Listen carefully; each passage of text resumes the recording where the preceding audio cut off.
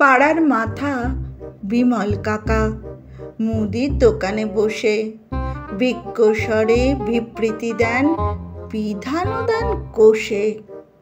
বলেন কাকা হেসে, যত অশিক্ষিতের দল, এরা নাকি দেশের শক্তি, এরাই নাকি বল।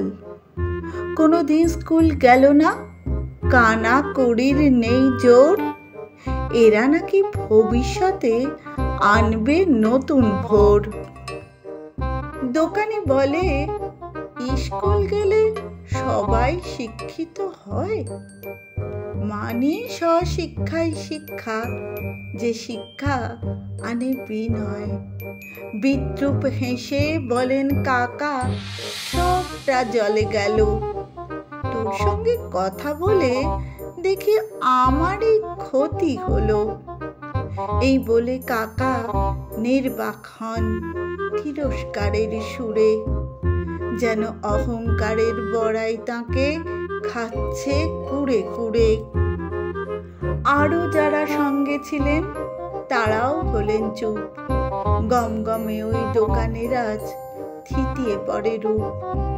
একে একে সব উঠতে থাকেন, মিটিয়ে পাওনা করি। দোকানি তখন দন্ত বিকাশী, বাক্যহীন ফুলঝুরি। শেষের দিকে এক খদ্দের বকেয়া হাতে দিল।